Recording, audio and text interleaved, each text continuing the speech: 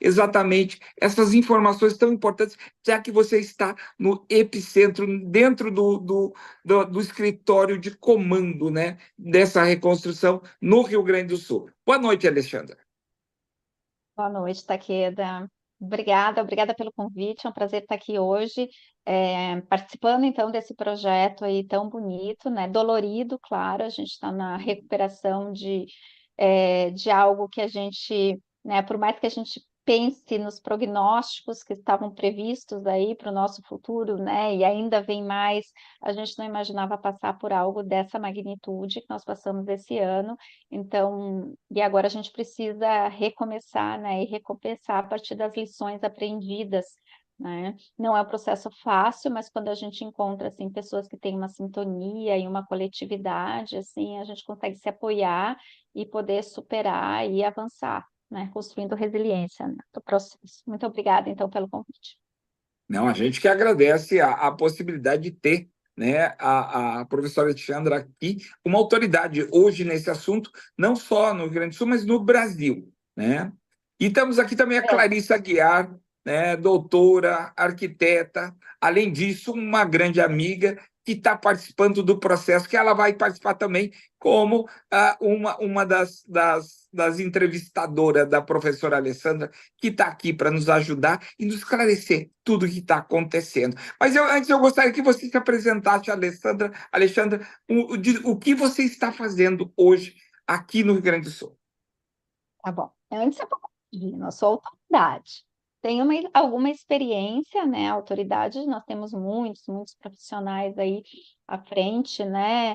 Tocando várias áreas e cada um dentro da sua especialidade. Tenho alguma experiência na área desde 2009, né? Onde eu comecei a atuar na área de gestão de risco de desastre no âmbito da Universidade Federal do Rio Grande do Sul, né? Naquele momento, nós criamos o grupo de gestão de risco de desastres, junto também com o Centro Universitário de Estudos e Pesquisas sobre Desastres, e aí, desde então, eu tenho atuado na área, né, com projetos bem, junto com os municípios, com as defesas civis, com a comunidade, né, com comunidades de vários municípios, né?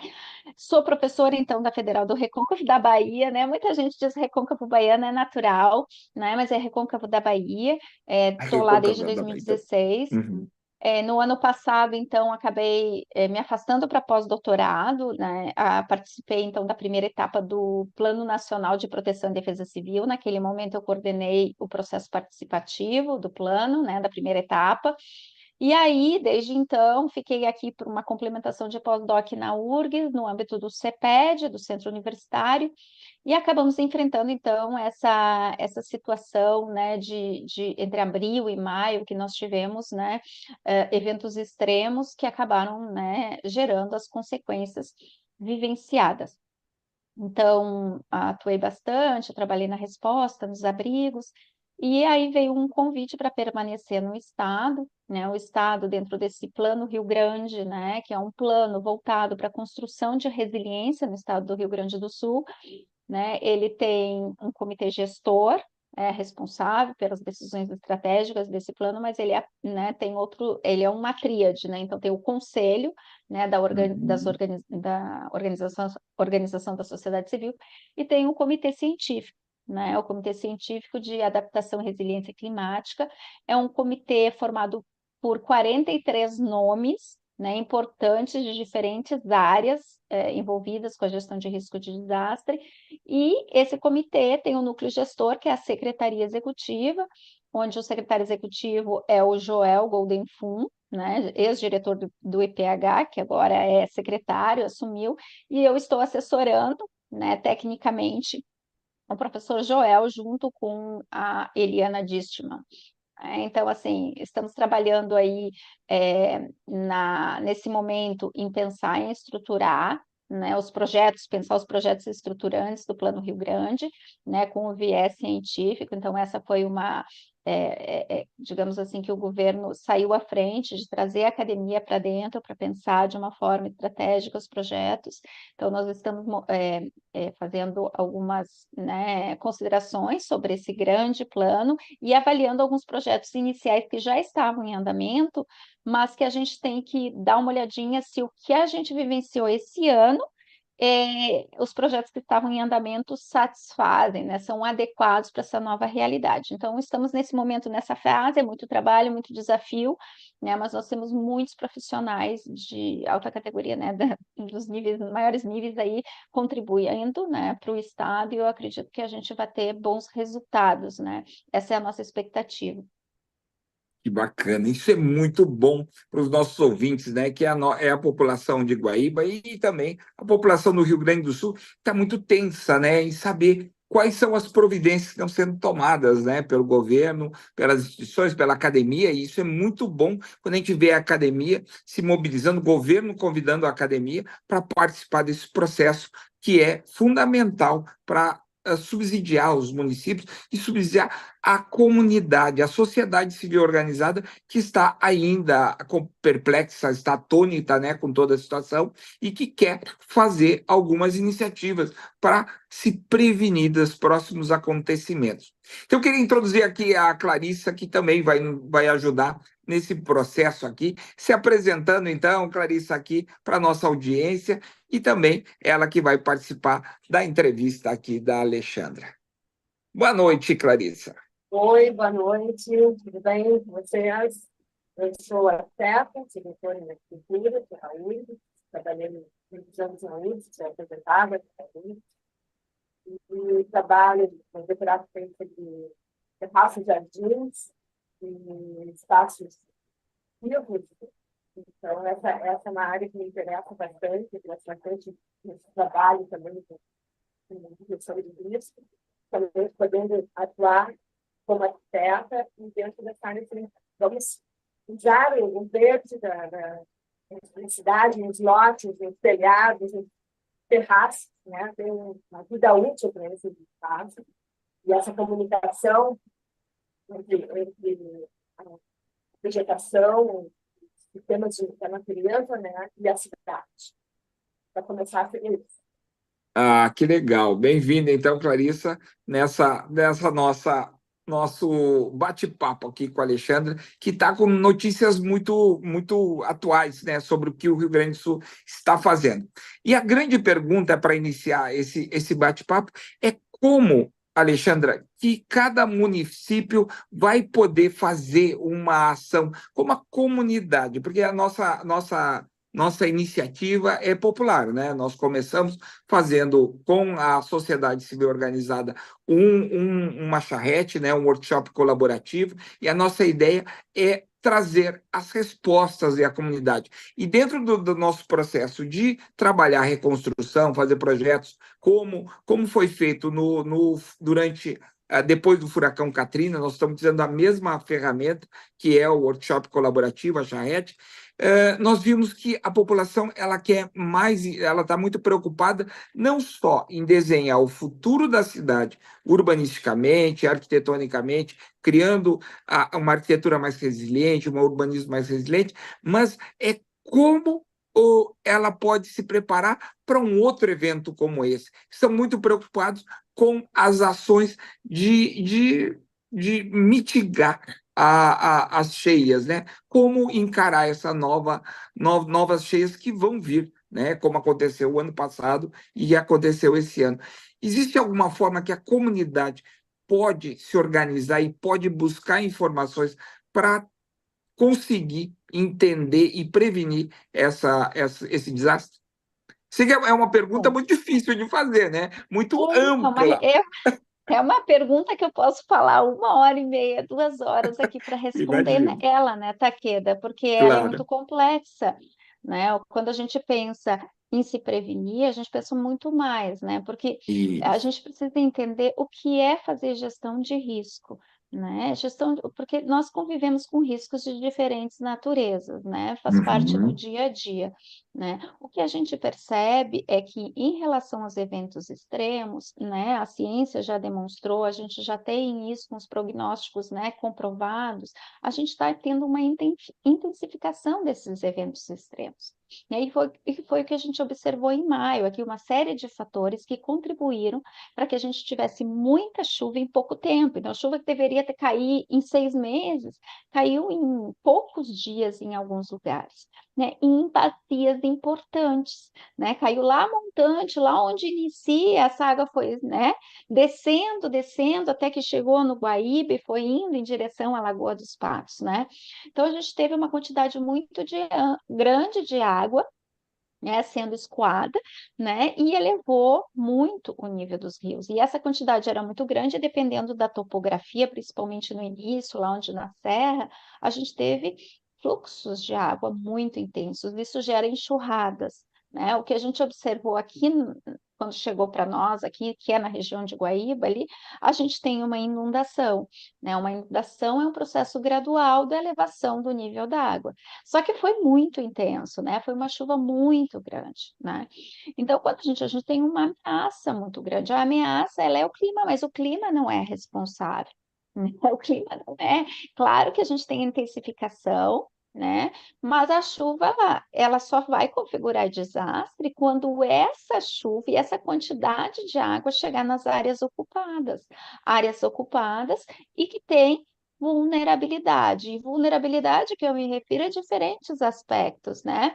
Vulnerabilidade física das edificações, vulnerabilidade da infraestrutura, vulnerabilidade social das pessoas, vulnerabilidade do sistema institucional de resposta aos eventos, né? E também da capacidade de resposta das comunidades, né? Quando a gente pensa aqui no Brasil, a gente tem uma lei, né, que é a lei, né, a Política Nacional de Proteção e Defesa Civil. A gestão de risco, ela é subjetivamente implícita ali. E ela é composta por 5 fases, né? A fase da prevenção. O que que a gente quer na prevenção? A gente quer prevenir para que o desastre não aconteça. Então, a gente tomar todos os tipos de ações possíveis, né? Para que a gente não venha a ter a configuração do dano quando uma ameaça chegar até a gente, né? Porque o risco, de uma forma bem simples, ele é composto, né, por uma ameaça, um perigo, né? A exposição de pessoas e de infraestrutura e de agricultura e a vulnerabilidade do que está exposto. Quando eu combino isso, que eu vou ter o desastre, a configuração do desastre, né? Então, para prevenir o desastre, eu posso ter algumas alternativas, mas na situação observada, né, no ano de 2024 aqui, a gente teve uma magnitude né, de um evento extremo com uma magnitude de chuva, né, de precipitação que foi muito grande, né? Então, assim, quando a gente não consegue prevenir totalmente o desastre, que é a situação mais realista, é muito difícil, né, principalmente num cenário de mudanças do clima. Vamos pensar assim, é muito difícil a gente prevenir completamente. A gente vai mitigar também. Mitigar é quando a gente reduz o impacto gerado por um evento extremo, né? Então, assim, eu posso mitigar por ações estruturais, que é onde eu modifico o sistema, eu posso fazer um barramento, um dique, né? Um sistema de proteção. Porto Alegre tem um sistema de proteção, falhou um pouquinho, né? A gente teve alguns, digamos assim, alguns problemas em termos de manutenção, né? Que geraram alguns pontos de fragilidade, digamos assim, naquele sistema, né? A gente pode ter, por exemplo, se fosse escorregamentos de terra, que são os deslizamentos, a gente pode ter estrutura de proteção. Isso são medidas estruturais. Ou então medidas não estruturais, como zoneamento, por exemplo, áreas que a gente vai permitir construções de certa forma, outras que não vai permitir, outra que vai ser um parque linear, enfim. A gente pode ter toda a questão de, né, reflorestamento, isso também são medidas, né, que vão entrar ali para reduzir o risco de desastre. Mesmo seguros, seguros são medidas não estruturais para redução de risco de desastre. Então, isso é mitigar. Então, a gente mitiga da forma que dá, de diferentes estratégias, né? Só que nem tudo a gente vai conseguir mitigar, então a gente tem que se preparar. Se preparar é a gente entender exatamente as ameaças que a gente tem, onde elas podem chegar, de que forma elas podem chegar. Na preparação, existem planos de contingência, é assim que os órgãos responsáveis pela resposta se planejam. Então, tem todo esse método do que fazer responsável, né, as atribuições, como se direcionar, quais são as áreas de risco, como as pessoas vão ser alertadas, né? Então, tem um sistema de monitoramento e alerta.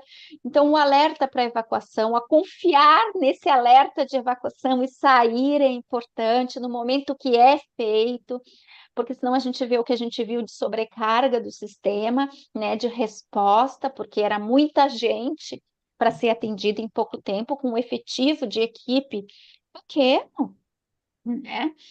Enfim, então a gente tem que ter quais são as rotas de fuga para isso, quais os locais que devem ir. Isso a gente tem que saber antes, a gente tem que se preparar, porque no momento em que o desastre chegar, a gente tem que responder seguindo esse protocolo, né? E aí depois, claro que a gente consegue reabilitar os serviços essenciais mais rápidos, né? Que a gente tem aí assistência humanitária, as pessoas estão em abrigo, começam a se reorganizar, a voltar quando é possível, né? A gente vai para a fase de recuperação. Hoje em dia, né, toda a nossa legislação, ela está pautada por marcos internacionais. O que está vigente é o Marco de Ação de Sendai. O Marco de Ação de Sendai diz de forma explícita, a gente tem que recuperar, a gente tem que reconstruir, mas reconstruir melhor. Ou seja, a gente tem que reconstruir para prevenção e para mitigação. Então, a gente usa as lições aprendidas para isso. E a gente usa lições aprendidas para reconstruir, pensar ações institucionais como Estado, mas também no âmbito da participação social. A nossa lei, a 12.608 da Política Nacional, deixa claro que as diretrizes é a participação social. Então, esse planejamento de uma forma que seja construído coletivamente. Então, né, a participação das pessoas e que também o poder público crie instrumentos para essa participação e viabilize essa participação, ela é fundamental. Então, no momento que a gente entende o que é fazer gestão de risco, a gente consegue estabelecer estratégias para construir resiliência. É a capacidade que aquela cidade, aquela comunidade vai ter de absorver esse impacto de um evento extremo, rápido possível, menor número de danos, né? Então, a resiliência, a gente não precisa assim, vou se transformar resiliente. A gente vai construir uma estrada, são passos, né, que vão sendo construídos e vão tipo quebra-cabeça, né, que a gente vai montando para se chegar lá na frente e poder ser mais forte sobre diferentes aspectos do nossa ocupação do território, da forma como a gente usa o território, como a gente se comporta nele, as nossas decisões no âmbito de gestão, mas também né, no nosso dia a dia, enfim. Então, a resposta é muito complexa, aquela tua pergunta, ela é muito, né? Então, a gente teria, assim, muito, muito o que falar, mas eu acho que é fundamental, eu acho que para construir resiliência é essa construção coletiva. No momento que a gente conseguir efetivar um planejamento estratégico que ele envolva construir a partir de um processo de gestão, mas que olhe também a visão de quem no dia a dia, quem vive com isso. Aí sim a gente acho que vai conseguir começar a moldar planos e executar esses planos de forma mais eficaz, no meu ponto de vista, né? Bacana. Nossa, mas foi fantástico. A sua resposta foi muito boa, porque clareia muito que desastres podem ser prevenidos. É possível, sim, fazer planos de contingências de forma muito eficaz. Com a colaboração, da população fica mais fácil, né? E exatamente. Quem são os responsáveis hoje? Dentro de uma cidade, né? Hoje vocês estão trabalhando a nível estadual, mas dentro de cada cidade é a Defesa Civil que faz esse plano de contingência? Existe algum órgão que a cidade pode solicitar, a comunidade pode solicitar, até para dar um direcionamento àquelas perguntas, porque quem nos fez essas perguntas foi a população, e nós estamos repassando e buscando exatamente as pessoas que possam nos clarear, né, para que a gente possa tomar os próximos passos. Então, a comunidade tem um desejo muito grande de fazer esse plano de contingência, mas não tem ainda as ferramentas, né? Inclusive, uma das próximas lives que nós vamos fazer exatamente é com especialistas em planos de contingência das Forças Armadas, que eles têm isso muito na veia, né? Eles estão muito preparados para planos de contingência, né? E eu queria saber isso, como uma cidade pode solicitar pode criar esse plano de contingência? A responsabilidade da elaboração do plano de contingência é da gestão pública e por parte da Defesa Civil, porém, ele é um plano de contingência criado também de forma intersetorial na gestão pública, porque muitos são os responsáveis, né?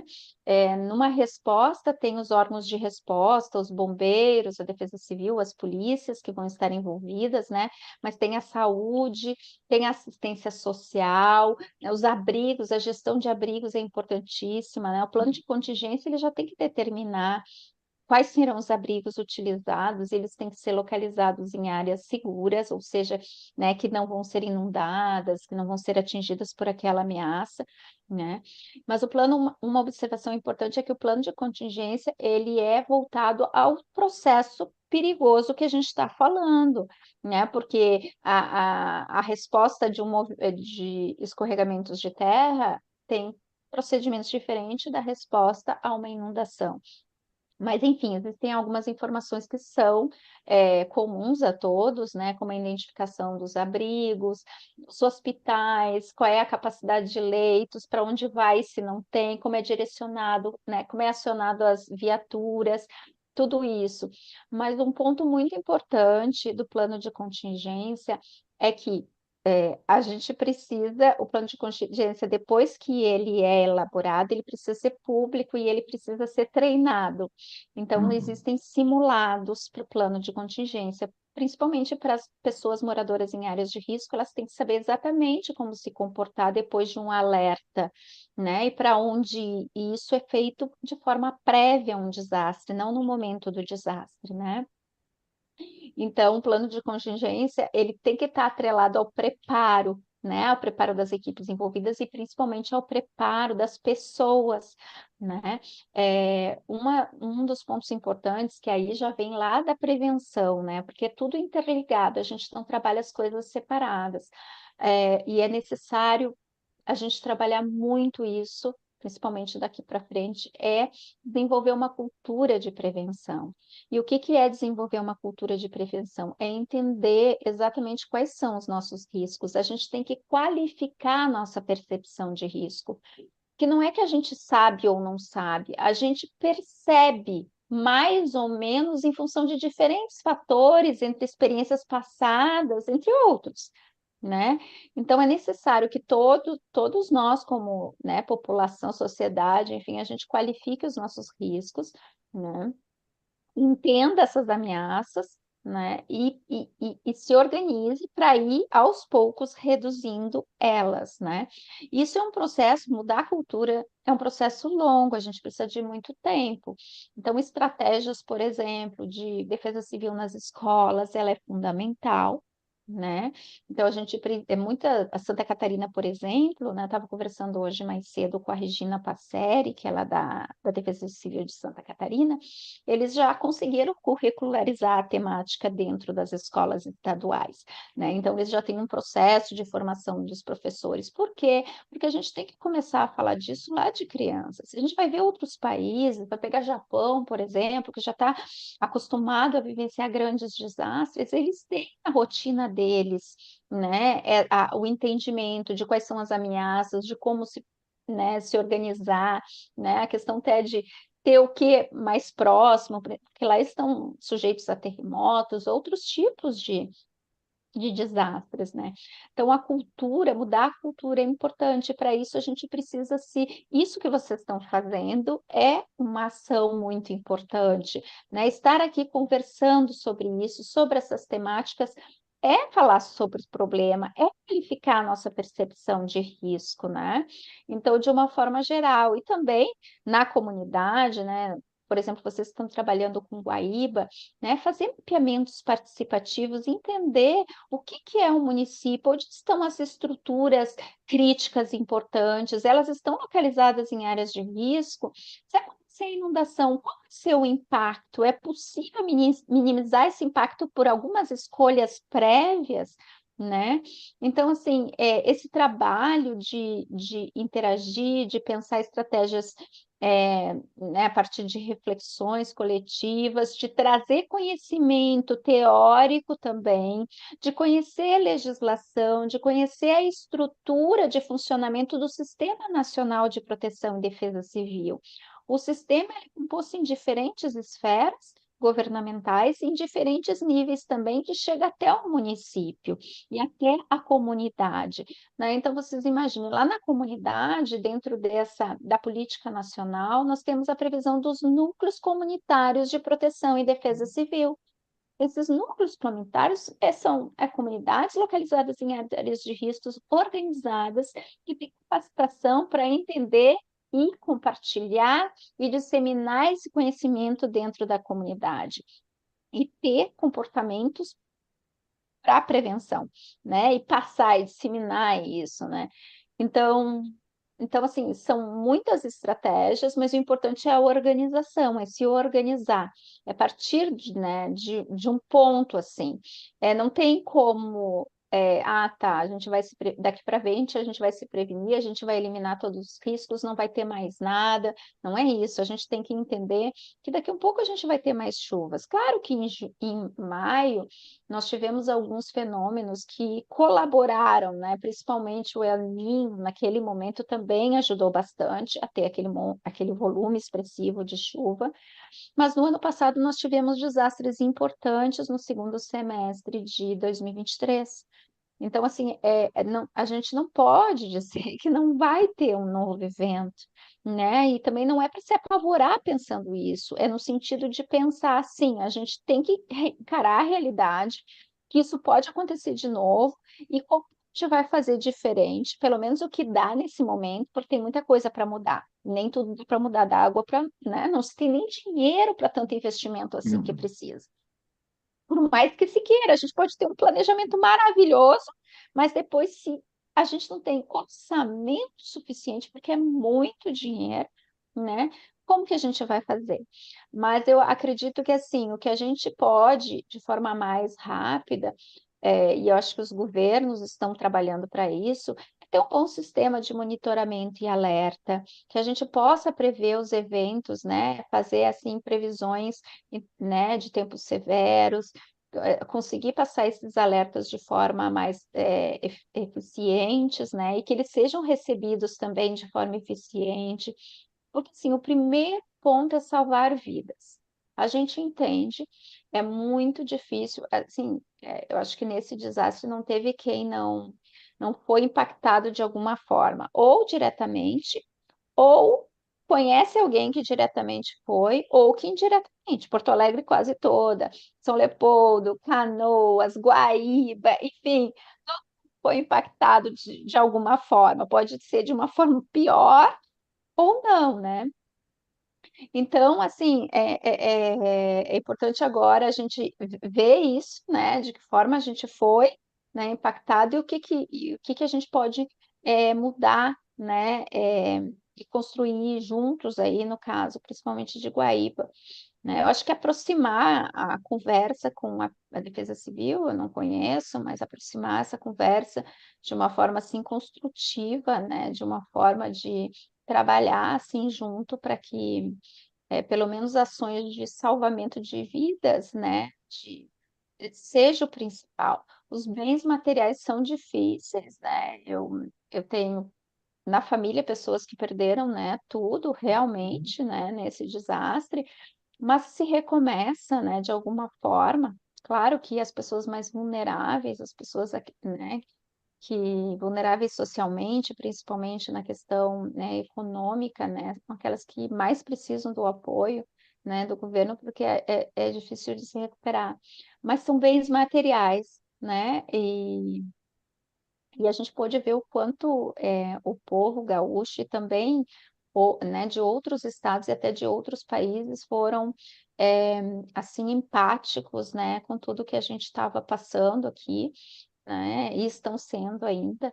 E eu acho que assim essa união, né, ela é muito forte nesses momentos. Então aproveitar esse momento que teve de grande dor, né, dessa vivência e as comunidades se unirem, mais agora, né? Porque é a partir da união, do empoderamento, a partir de entender, né, entender os problemas, né, de buscar formação, capacitação, que aí, estando capacitado, a gente consegue articular, conversar, né? Então, acho que esse é um ponto de partida para agora. Nossa, fantástico. Só essa conversa já nos deu assim muitos pontos a serem trabalhados e, sem dúvida, o primeiro é a educação, é a comunicação, é saber para onde ir, para quem perguntar, para onde buscar as informações, para que nós possamos, junto com a comunidade, criar esses planos de contingência. Nossa, fantástico! Eu estou aqui muito, muito contente com essa fala, com essa entrevista, com essa live aqui, porque está nos dando aquele subsídio que nós, arquitetos, que estamos aqui trabalhando, o grupo de arquitetos, inclusive que está acompanhando aqui a sua live, que nós precisamos exatamente dessa orientação para esse novo caminho. Nossa, eu estou super contente com o caminho dessa conversa. E agora eu quero convidar a Clarissa aqui para poder colaborar também aqui, perguntando à professora Alexandra, que está nos ajudando muito. Olha, tenha certeza, professora, que a senhora está ajudando e muito a comunidade Guaíba. A gente quer agradecer muitíssimo, né, por todo esse conhecimento seu, essa experiência muito rica que vai ajudar a também a dar uma direção a essa comunidade organizada, que ela já está conseguindo muitas coisas, né? Exatamente pela sua mobilização. Clarissa. Bom, eu achei ótima a formação toda, e vejo assim, que é um trabalho que vai ainda levar um tempo, e com isso a gente vai precisar ter uma atuação local, né? O que a gente está tentando ajudar lá no Guaíba. E essa questão da preparação, que as pessoas têm que se preparar, e não é na hora do evento, né? Ela tem que ser, eu me lembro, de Japão, anos atrás, e nós até, no primeiro momento, tivemos um difícil, porque todas as crianças na escola, todas as crianças estavam prontas para escapar, e a gente achou que estava tendo algum problema ali. E aí eles explicaram que não, que era que eles faziam todas as semanas um evento assim, que eles tinham que ser programados. Né? Nós temos que ter isso como no nosso dia a dia, para saber o momento que foi preciso, como vamos fazer. Já desse uma dica aí de começar, principalmente pelas escolas. Então, essa é a minha pergunta. Aonde mais a gente pode buscar essa comunicação, essa ajuda dentro da comunidade? Porque a gente tem que, mesmo em Guaíba, o lago encheu a lagoa, mas muitas coisas aconteceram na área que não era prevista, né? Que foi romper barreiras, houve desvio de hídrico ali. Então, são coisas que a gente teria que desenvolver um pouco mais, e o quanto o Estado está pensando nisso. Já existe algum planejamento, vocês estão pensando nisso especificamente, e tem, como nos dizer, já agradecendo um monte, né, pela participação e pelos esclarecimentos, para que a gente fique mais tranquilo, sabendo que existe essa preocupação. Sim, existe essa preocupação, né? Principalmente a preocupação, como eu estava dizendo nesse primeiro momento, de melhorar os sistemas de monitoramento e alerta, né? Então, o Estado está trabalhando para isso, sim.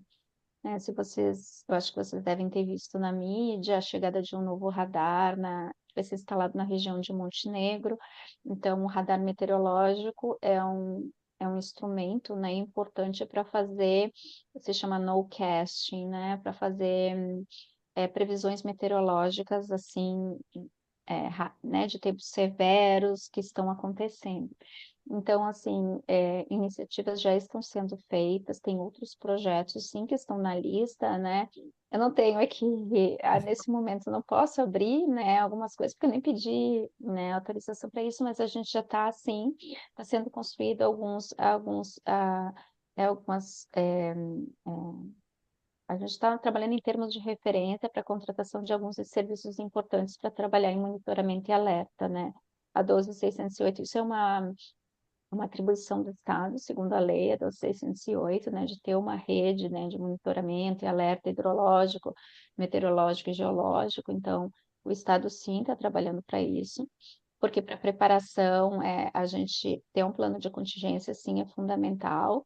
A gente estar preparado, né, e saber desse plano, saber para onde ir, ter para onde ir, né, é fundamental. Mas para isso tem que estar trabalhando de forma paralela à previsão do tempo, né? Então a gente precisa entender o que está chegando e principalmente não é só a previsão do tempo, é como isso vai se comportar nos níveis dos rios, né?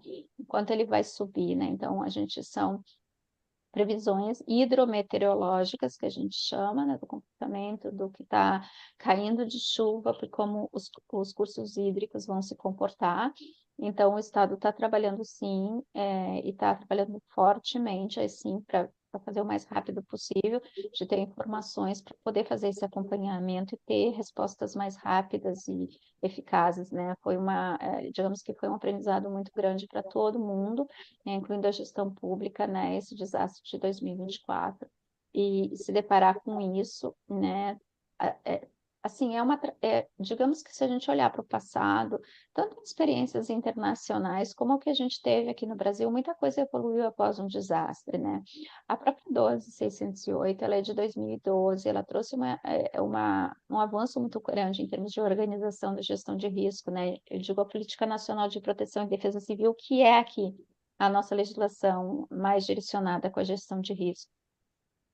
Ela saiu depois dos eventos que a gente teve na região serrana do Rio de Janeiro, né? Então, 2011 a gente teve impactos muito grandes, né? A região serrana sofreu com quantidades de chuvas enormes e as encostas, o solo, né? O seu comportamento, então, né? Com saturação, enfim, tivemos vários escorregamentos, né, de massa, corrida de detritos que é muito rápida e destrói de uma forma assim violento, né? Não tem muito como, né, escapar de uma situação dessa se tu estás ali, se uma residência, né, uma edificação está ali. E isso, a lei veio logo depois disso, né? Então a gente teve muitos avanços. Aqui no Rio Grande do Sul, infelizmente, a gente teve a tragédia da Boate Kiss, né? E depois dessa tragédia, a gente teve um avanço muito grande na legislação de combate e prevenção de incêndio. Então, tem sido, não deveria ser assim, não deveria, Hum. mas se a gente vê até o histórico de como a organização em termos de gestão de risco no mundo inteiro, ela começou a partir das problemáticas que foram se observando, né, em termos de desastres naturais. E aí foi tendo uma organização para isso. E a nossa defesa civil, ela também iniciou lá, se a gente pensar no século passado, lá pela década de 1940, por ataques bélicos, né? Então, era inicialmente para proteger os civis das guerras. Foi assim que começou. E aí depois a gente teve alguns eventos importantes na década de 1960, no Rio de Janeiro, né, com muitas mortes, né? E depois outros que vieram na sequência foram se estruturando para a Defesa Civil ser a responsável por proteger a população frente aos desastres naturais. E nessa mesma, digamos assim, na segunda metade do século passado, também evoluiu muito em termos de internacionais, né? Nós tivemos conferências importantes, né? Que foram organizando, assim, delineando, assim, estratégias para que os países pudessem, né, pensar suas políticas públicas, a sua legislação para reduzir cada vez mais o impacto dos desastres, né? Por isso eu mencionei o documento do Marco de Ação de Sendai, que ele, na verdade, tem um planejamento, né, de 2015 a 2030, né, com metas pré-estabelecidas para a redução de risco, construção de resiliência, né? E é claro que a gente não pode pensar isso de forma associada a outros marcos importantes, como, né, os objetivos do desenvolvimento sustentável, onde a gente tem ali na verdade, assim, esses objetivos eles estão pontuando várias questões relacionadas à vulnerabilidade a desastre. Então, a gente trabalhar isso, a gente já está trabalhando no sentido de reduzir esses impactos no futuro, né? E fora clima, clima não, das emissões de gases de efeito estufa, da redução, enfim, isso é fundamental, porque essa, né, alteração da temperatura, né, da elevação está mudando, né, mudando muita coisa, né? Quando a gente fala no tempo, nas chuvas, a previsão ali do tempo, né, mas o clima é algo maior, né? Então, assim, e a gente está tendo mudanças. E a gente precisa encarar essa realidade, né? Em termos de. Aí eu não sou tão otimista, tá? Eu sou otimista por vários aspectos. Eu acho que essa questão de gestão de risco, de organização comunitária, né, do planejamento colaborativo, eu sou muito otimista, mas quando eu penso assim da gente conseguir limitar esses efeitos gerados pela forma como a gente se desenvolveu como civilização, né, e os processos de produção de bens, enfim, é um desafio que eu acho que o pior é muito difícil da gente retomar, sabe? Então, isso eu não sou tão otimista, para ser bem sincera, de como o nosso futuro, sabe, em relação a isso. Mas eu acho que a gente vai ter que ser forte de enfrentar e pelo menos salvar, né? A gente começar a trabalhar no sentido de se preparar bem, claro, e montando para prevenir, mitigar, recuperar melhor, sempre no aspecto de evoluir, né? De estar mais forte, mais resiliente, desses impactos que chegarem não ser tão intensos, mas a gente se preparar também para se apoiar e conseguir enfrentar o que a gente ainda vai vivenciar muito, né? É verdade, é verdade. As mudanças climáticas não são uma coisa para o futuro, elas chegaram mesmo, né, professora? Elas estão aqui, elas vão ocorrer, e todo esse processo de entender o processo mitigatório para a gente receber todo esse impacto, isso é muito importante. Por isso, eu queria fazer uma pergunta. Dentro dos cases de sucesso, aqueles que já tiveram um aprendizado muito grande mundialmente. Eu sei que a China, a Vietnã, em função das monções, tem é recorrente a questão das cheias, e eles tomaram, né, providências muito fortes, como as cidades esponjas, os parques esponjas, uma série de ações. Dentro dessas ações mundiais, assim, o que a senhora poderia pontuar como algo a ser seguido, né? Exemplos feitos no mundo, né, de trabalhos nesse Eu acho que, sentido. Taqueda, é difícil a gente dizer assim, esse é o melhor, entendeu? Porque cada alternativa depende da particularidade do lugar. Uhum. Então, o que é bom para um lugar pode não ser bom para outro, porque é o território, é o processo perigoso, é como aquele território foi ocupado, o que tem ali, é o tipo de clima que tem. Então, assim, são tantas particularidades que é difícil dizer assim, isso a gente tem que seguir, né? Claro, hoje a gente tem muitas alternativas, aí as cidades de esponjas estão vindo, mas vocês imaginem, a gente tem que avaliar uma conjunção de coisas. É claro que a infraestrutura verde, ela é muito importante, a infraestrutura azul, mas a gente também tem que pensar na infraestrutura cinza, né? A gente tem que pensar também numa combinação de fatores, porque imagina essa quantidade de água que a gente teve, não tem cidade de esponja que ia aguentar, né? Então a Uhum. gente precisa lidar com várias coisas ao mesmo tempo. Todas são boas, mas não existe uma solução salvadora, não existe uma solução única e eficaz. Então eu não gosto de dar um exemplo, dizer assim, isso é bom, a gente tem que seguir. Não, a gente tem que ir em todos os lugares, se a gente vai observar, tem coisas boas, coisas que não funcionaram tão bem para aquela situação. Mas para nós, o que pode funcionar para a nossa realidade? Então, acho que pensar nesse sentido, mas de fato, a gente tem que retroceder um pouquinho e pensar que a gente precisa se integrar mais à natureza, né? A gente precisa entender mais o seu comportamento, que é tão sábio, né? Quando a gente pega, assim, né, o IPH, o Instituto de Pesquisas Hidráulicas da URGS, né, eles foram mapeando as manchas de inundação. Né? Então, nós tivemos aí uma inundação no centro histórico de Porto Alegre, né? Porque nós tivemos, né, problemas das bombas, começou a aumentar, né? Porque a gente tem um sistema de proteção, né? Ali o nosso cais, né? Ele é viu, né? Aquele parque ali, aquele lá onde fizeram aquela parte dos skates, das canchas, aquilo tem que dar mesmo quando inundar. É um parque linear, ele tem essa finalidade.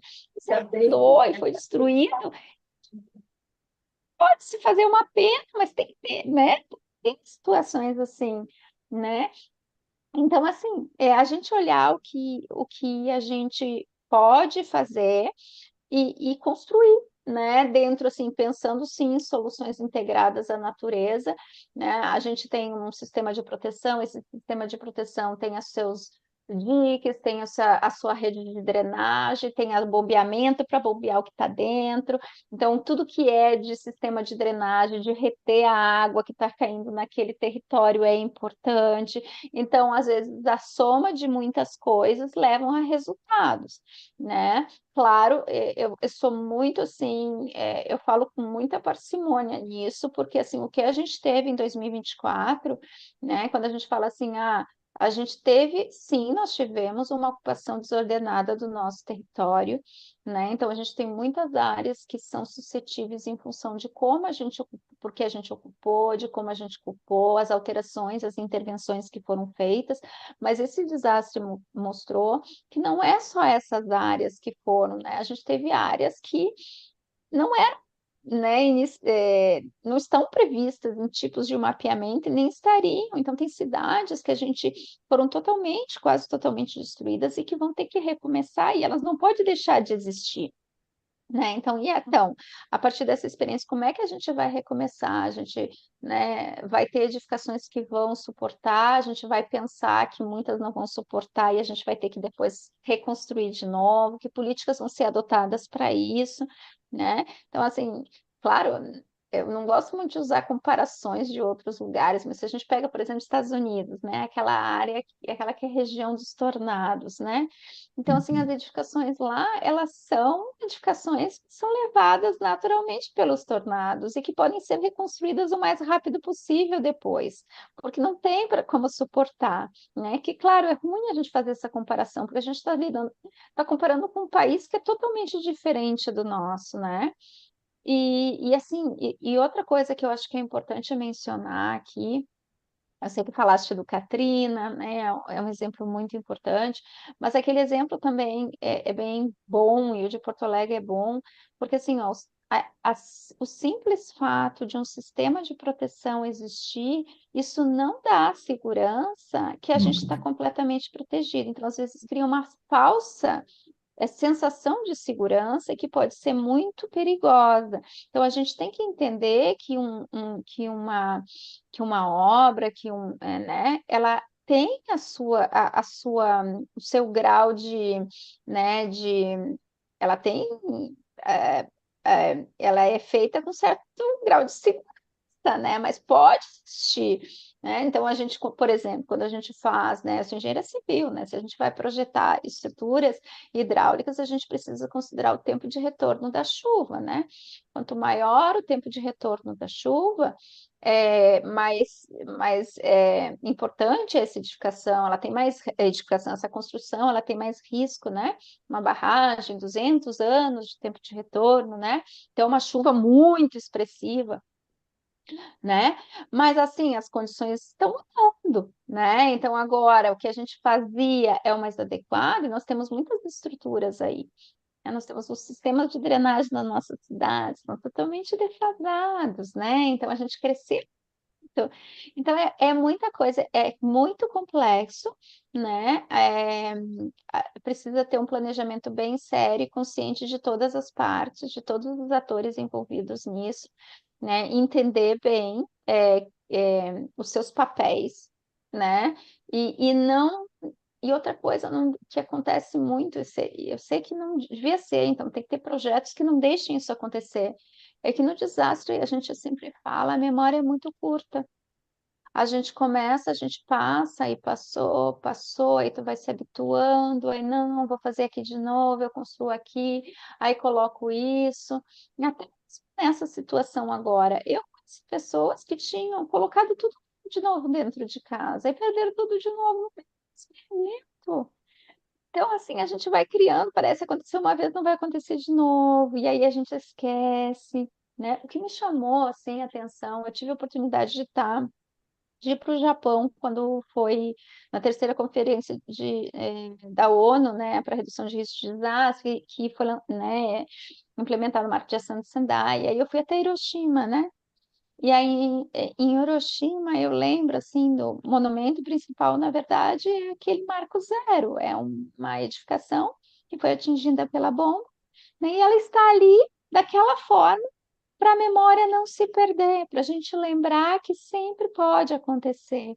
Então, assim, é muito importante que a gente tenha isso, os marcos de inundação, onde chegou a água, marcar isso de uma forma que seja visível, que seja recordada, para que a gente não tenha essa memória curta, porque senão a gente não aprende com lição aprendida, e aí a gente fica assim, a gente pode correr o risco de ficar que nem um cachorro que corre atrás da própria cauda, porque aí a gente volta pelo mesmo ponto, porque esqueceu, e aí não constrói resiliência com isso. A gente continua igual isso.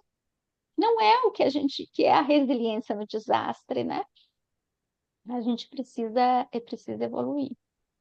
Que lindo, que lindo. Esse exemplo de Hiroshima é fantástico, né? Ninguém fica passível, né, olhando aquilo. É uma experiência única. Eu tive a experiência de estar lá, aquele Museu da Bomba e aquela edificação toda na situação de como ficou, né? Mesmo sendo estando no epicentro, foi o que restou, né? Aquilo realmente é um marco que não faz nenhum japonês esquecer, né, da questão da guerra, né, que a guerra não é algo que o povo japonês não quer nunca mais, certo? E é bem importante falar que uma das propostas que saíram do nosso workshop foi exatamente a construção do marco da inundação, de marcar o ponto de inundação para que ele nunca seja esquecido. E exatamente isso é uma das propostas que saíram da comunidade, é importante, né, ouvir isso da senhora, né, que como o esquecimento vai ser um dos grandes inimigos, né, do processo de resiliência, de reconstrução, de educação, né, das novas gerações. Então, é muito importante a gente manter isso, certo? Muito bacana mesmo. Agora, vamos lá, Clarissa, os seus comentários finais aí para a professora Alessandra, já indo para o nosso final da nosso bate-papo, que parece assim, já está chegando no final, é uma coisa que começou, foram tantas informações, professora, que nós estamos aqui muito contentes com esse resultado, certamente vai nos ajudar muito, então eu já queria ir para o final, Clarissa, por favor, considerações finais aí para a professora. Então, é muito bom.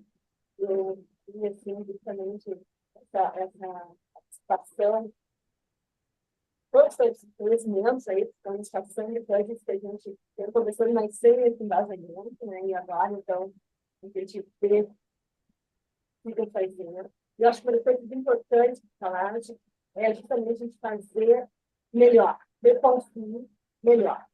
Então, escolher esses locais, as pessoas têm que saber que pode acontecer de novo, então vamos prever como fazer o melhor possível. Eu acho que essa é a palavra-chave, reconstruir a melhor forma. E fico feliz de ter toda essa questão, né, todos trabalhando junto, a comunidade lá de unida, e nós, enquanto arquitetos, aqui também desse grupo também somos bastante precisos e, ao mesmo tempo, de certa forma, positivos em relação a isso. Né? A gente quer acreditar que é possível. Então, essas experiências que a gente tem, às vezes, sobre o Japão, sobre outros locais, essas vivências, isso nos ajuda também a desenvolver esse trabalho. E só tenho que agradecer, foi muito bom. Como o Taqueda falou, que estamos terminando, mas, na verdade, a gente está começando esse assunto, né? Se a gente ficasse aqui mais umas 2 horas conversando, a gente teria ainda muito o que falar, mas acho que a gente pode deixar para umas próximas reuniões, em outros momentos que eu possa participar junto também, diretamente. Vai ser muito bom. Muito obrigada. Pô, bacana, Clarissa. E eu quero agradecer muito, né, a professora por esse momento, né, de trabalhar, de nos dar orientação, né? Era isso, Clarissa, que a gente queria. Era exatamente essa orientação de nós irmos para frente, né? Quais pontos nós pegarmos para estudar, né? Eu acho que a questão dos processos de educação, dos marcos, não deixar esquecer e de criar esse comitê para a resiliência, isso vai ser muito importante. Então, eu gostaria agora das palavras finais da professora. Eu quero agradecer, né, a oportunidade de estar aqui, de trocar, né, fazer esse diálogo com vocês, foi muito legal. Eu quero parabenizar o trabalho que vocês estão feito, acho que as ações assim são muito importantes, porque às vezes as comunidades não sabem por onde começar, então ter um apoio, ter um grupo que ajude é fundamental. Então, assim, é um trabalho difícil, é um trabalho árduo, às vezes vão ter assim, ganhos que a gente vê de cara e dá aquela satisfação, outros momentos a gente meio que né, fica um pouco triste que não avança tanto, mas eu acho que se cada um der força um para o outro, isso se mantém. É importante ter continuidade, né, e não ser né, uma coisa de momento, né, e que ela tenha continuidade, porque aos poucos vai se construindo, e quando a gente olha para trás, assim, muita coisa foi feita e diz, opa, né, valeu a pena. Então, assim, força, né, os que estão escutando, que foram diretamente, assim, atingidos, assim, meus sentimentos, né, porque é uma situação, assim, muito difícil, e que eu acho que ninguém gostaria de passar na vida, né, por isso, mas também a experiência fortalece, né, por mais dolorida que ela seja, então utilizar essa dor da experiência para avançar, então, assim, força e podem contar comigo, né, quando quiserem conversar de novo, quando quiserem conversar sobre um assunto específico, eu estou à disposição aí. Obrigada, Clarissa, obrigada, Taqueda, e parabéns aí pelo trabalho.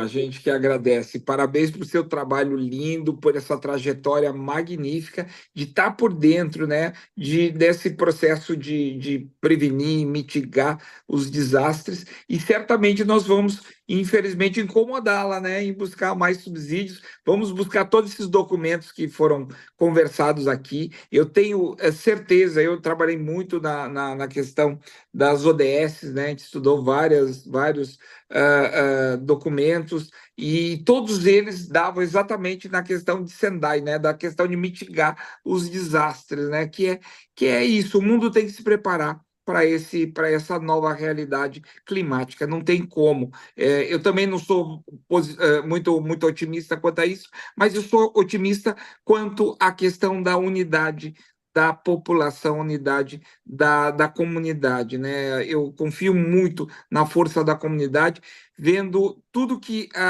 esse trabalho já está rendendo, né? Trazendo recursos, trazendo apoio até de empresários de outros estados, profissionais de outros estados, e ações como essa sua, né? De nos dar essa orientação, vai nos ajudar de uma forma muito forte, né, para dar uma orientação para a comunidade de Guaíba. Muito obrigado, professora, e até a próxima, e agradecemos muito, de coração Tchau. mesmo. Você não sabe a felicidade que eu estou, certamente a Clarice e todos que estão ouvindo aqui, desse direcionamento, que não é nossa área e que agora nós temos uma direção a tomar. Muito obrigado, hein? E até a próxima. Tchau, até. Tchau, tchau. Obrigado. Então é isso. Obrigado, professora. Obrigado, Clarissa. Vamos, vamos agora botar tudo isso em prática, né? E vai ser muito importante a gente poder ter esse direcionamento aqui. Acho que é muito legal, professora.